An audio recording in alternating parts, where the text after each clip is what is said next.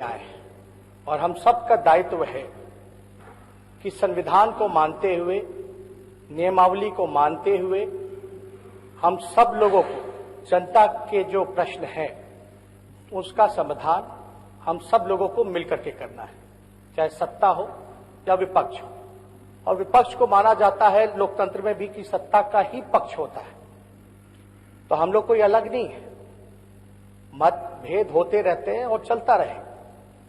बिहार आप जानते हैं महोदय, लोकतंत्र की जननी है। उप मुख्यमंत्री जी कह रहे थे हम वैशाली से जीत के आते हैं जो लोकतंत्र की जननी है, लेकिन आज और इन दिनों ये देखने को मिल रहा है कि लोकतंत्र की हत्या की जा रही है, सत्य को दबाया जा रहा है, छुपाया जा रहा है। हम चाहेंगे कि आप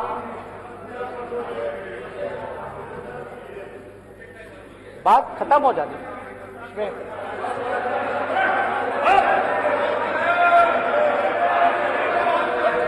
शांति बनाए रखें महोदय। हम लोग ये चाहेंगे कि आप आसन के जरिए संविधान की संरक्षण करें, लोकतंत्र को बचाएं, सत्य का साथ दें। हम तो बस इतना ही चाहते हैं और ये होना भी चाहिए। हम क्या, यहां बैठे हुए जितने सदस्य हैं, किसी को संविधान से दिक्कत नहीं होनी चाहिए, लोकतंत्र से दिक्कत नहीं होनी चाहिए। पता नहीं ये आवाजें क्यों उठ रही हैं। तो हम लोग कोई गलत बात तो नहीं कर, हम तो यही कह रहे हैं कि संविधान की रक्षा करो, हम तो यही कह रहे हैं लोकतंत्र की रक्षा करो। और हम उस जिले से आते हैं जो लोकतंत्र की जननी है, वैशाली है। लेकिन आज जो हम सब लोगों के सामने जो चुनौती है, इससे हम लोग इनकार नहीं कर सकते। सत्य को कितना भी दबाया जाए, छुपाया जाए, लेकिन देर सवेर वो सामने निकल के आता ही है। लेकिन हम सब लोग मर्यादा में रहने वाले लोग हैं, मर्यादा का उल्लंघन नहीं करते। लेकिन अब आप आसन पे विराजमान हैं, आप संरक्षक हैं। अब हम कृपया शांति बनाए रखें, सुना बात। अब आप आसन पे हैं, अब मेरा भी संरक्षक आप ही को करना पड़ेगा। अब हम जो कह रहे हैं, हमको तो ज्यादा टिप्पा टिप्पणी नहीं करना चाहिए था, लेकिन हम चुप भी कैसे रहे। झूठ और असत्य का साथ हम नहीं दे सकते महोदय। हमको साफ तौर पे चुनाव की प्रक्रिया हुई, अब हम सब लोगों ने स्वीकार कर लिया है, चाहे जैसे भी प्रक्रिया हुई हो। हम सब लोगों ने जनादेश को स्वीकार किया हो, चाहे जैसे भी जनता ने अपना जनादेश दिया, चुनाव आयोग ने अपना नतीजा सुनाया, हम सब लोगों ने स्वीकार किया। क्योंकि हम लोग मर्यादा में रहने वाले लोग, तो हम तो उस पर ज्यादा टिप्पा टिप्पणी नहीं करेंगे। लेकिन सत्ता में रहने वाले लोगों को इतना एहसास होना चाहिए कि नियम कायदा का कम से कम माखौल नहीं उड़ाना चाहिए। और इसके संरक्षक आप हैं महोदय। हम सब लोग पूरे विपक्ष के तरफ से, अपने राघोपुर के तरफ से हम आपको ढेर शुभकामनाएं देते हैं और उम्मीद करते हैं कि आप जो है संविधान, लोकतंत्र, हमारी जो विधानसभा की नियमावली है, जो देश का संविधान है, उसकी आप रक्षा करेंगे। बहुत धन्यवाद। जय बिहार, जय हिंद। धन्यवाद। अब माननीय सदस्य श्री अजीत शर्मा जी।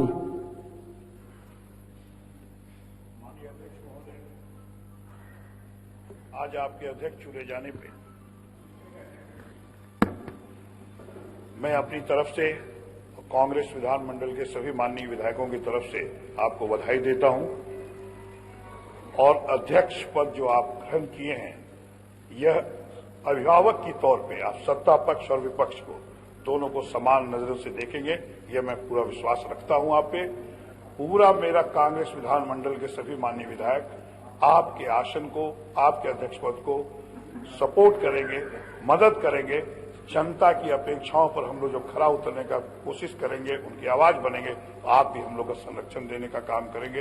इन्हीं चंद शब्दों के साथ फिर से आपको कांग्रेस विधानमंडल की तरफ से बहुत बहुत बधाई, बहुत बहुत शुभकामना। धन्यवाद।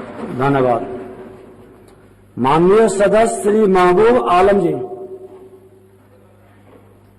अध्यक्ष महोदय, मैं सबसे पहले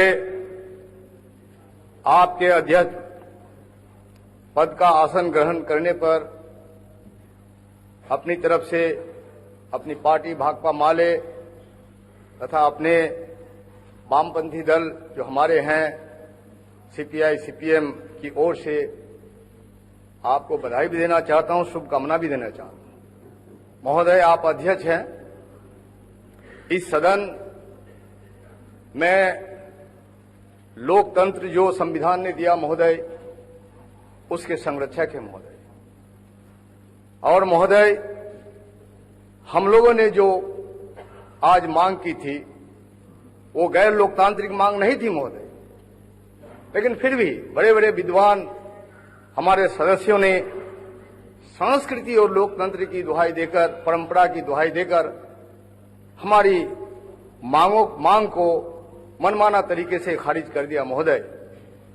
महोदय, आप गवाह हैं महोदय, और यह सदन भी गवाह है कि हमसे सर्वसम्मत अध्यक्ष चुने जाने की भी मांग नहीं की गई। फिर भी महोदय सुना जाए महोदय सुना जाए महोदय। शांति बनाए रखें माननीय सदस्य का। तो संसदीय परंपरा और लोकतंत्र और संविधान की एक हत्या हुई महोदय। मैं मानता हूं ये बिहार विधानसभा में पहली बार महोदय कि अध्यक्ष पद के चुनाव के लिए बीच में ही सदन की कार्यवाही को स्थगित करना पड़ा। ये कोई मामूली घटना नहीं महोदय। हम मानते हैं महोदय कि संसदीय परंपरा के साथ नैतिकता का भी सवाल होना चाहिए, और नैतिकता और गरिमा का उल्लंघन करके हम अपने लोकतंत्र और संविधान की रक्षा नहीं कर सकते हैं महोदय। फिर भी जो घटना घटी ये एक शर्मनाक घटना है, मैं मानता हूं। इसके बावजूद भी आपने जो आसन ग्रहण किया महोदय, मैं आपसे उम्मीद करता हूं कि हम प्रतिपक्ष के लोग, विपक्ष के लोग और हम जैसे वामपंथी जमीन से जुड़े हुए किसान, खेत मजदूर और प्रवासी मजदूरों के दर्द को शिद्दत से महसूस करते हुए लोगों का जो प्रस्ताव होगा उस पर निष्पक्ष भाव से आप जो है विचार करके हमारी जो ज्वलंत मुद्दों को भी आप सहानुभूति पूर्वक और संविधान के निर्देश के अनुसार सम्मान देंगे महोदय। इन्हीं चंद शब्दों के साथ मैं आपको दोबारा धन्यवाद और शुभकामना देना चाहता हूं। बहुत बहुत शुक्रिया। धन्यवाद। माननीय सदस्यगण, आप ही के मांग पर स्थगित किया गया, आपका सम्मान किया गया। श्री मुकेश सहनी माननीय मंत्री।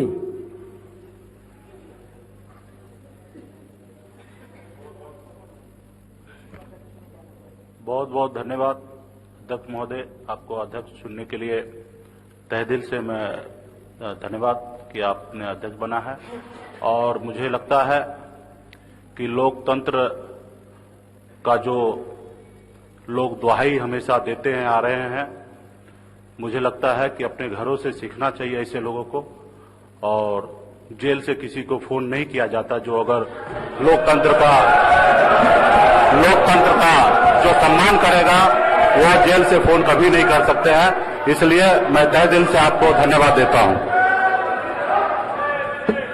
धन्यवाद। माननीय सदस्य श्री जीतन राम मांझी जी।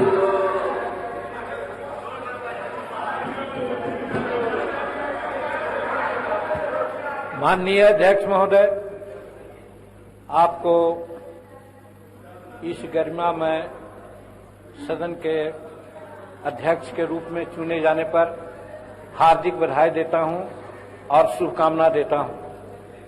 सब लोग बोलते हैं संविधान के संबंध में, परिनियम और परंपरा के संबंध में, लेकिन समय आने पर लोग भूल जाते हैं। और यही कारण है कि कहीं कहीं दूसरा विचार आ जाता है। हम समझते हैं सभी माननीय सदस्य हैं, सभी जवाबदेह पद पर आए हैं, जनता की आकांक्षाओं को लेकर के आए हैं। निश्चित रूप में जनता की बात जमहूरियत के आलोक में, संविधान के आलोक में यहाँ पर रखेंगे और हमको पूर्ण विश्वास है कि आप एक अच्छे मंत्री के रूप में रहे हैं, अच्छे विधायक के रूप में रहे हैं और आज सदन ने जो आप पर विश्वास किया है, हम समझते हैं कि सदन के प्रति भी हम आभार व्यक्त करते हैं और आपसे यही अनुरोध करना चाहते हैं कि होती है बात कहीं कुछ आगे पीछे की बात होती है, लेकिन जो पंच के मंच पर बैठा होता है वो न किसी का दोस्त होता है न किसी का दुश्मन होता है।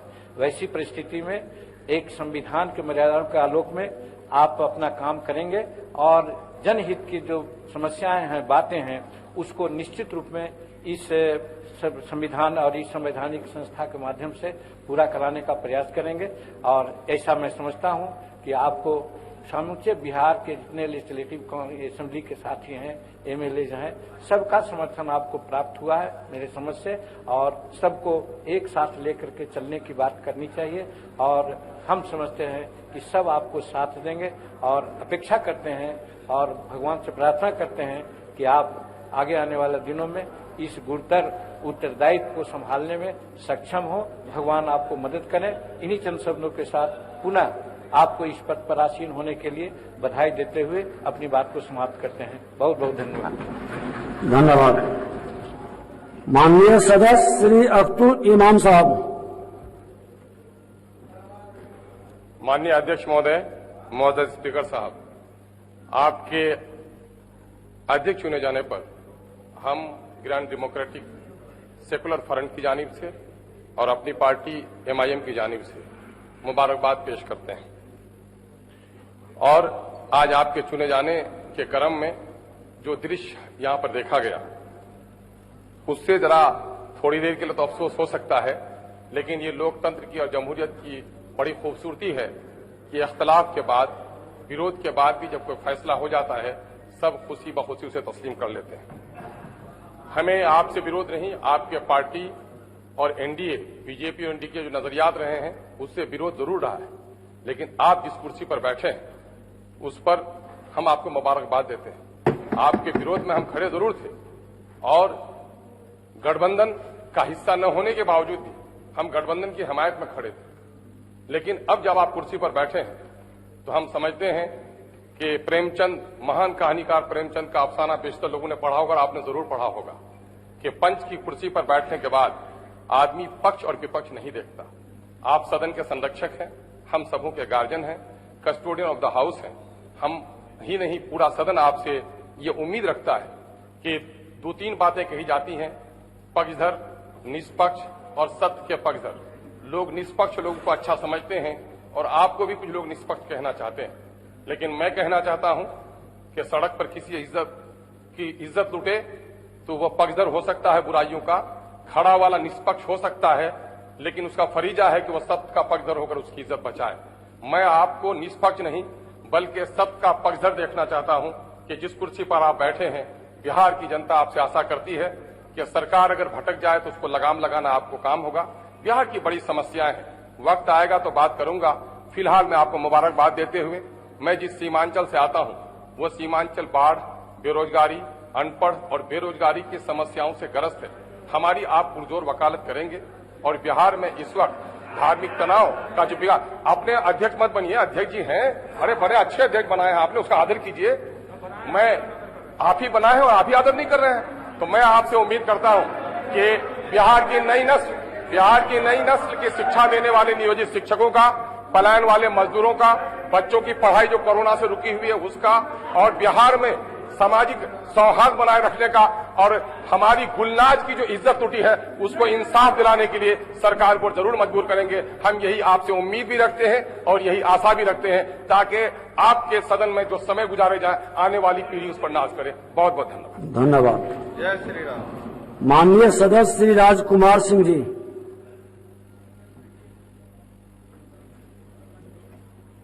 माननीय अध्यक्ष महोदय, सर्वप्रथम मैं आपको अध्यक्ष चुने जाने पर हार्दिक बधाई देता हूं। मेरा इस सदन में पहला अनुभव है और राजनीति में भी मेरा पहला ही अनुभव है। मेरा मानना है कि हम सब जिस उद्देश्य को यहां पर लेकर आए हैं, हम सभी बिहार की 12 करोड़ जनता की अपेक्षा और आशा का प्रतीक यहाँ पर हैं और उनका प्रतिनिधित्व करते हैं। इसलिए हम सभी लोगों को संवैधानिक तरीके से सदन की परंपरा को, उसकी मर्यादा को पालन करते हुए और अपने इस जिम्मेदारी का निर्वहन करना चाहिए। एक बार मैं पुनः अपनी ओर से और अपनी पार्टी लोक जनशक्ति पार्टी की ओर से आपको हार्दिक बधाई देता हूं। धन्यवाद। धन्यवाद। माननीय सदस्य श्री राम रतन सिंह जी।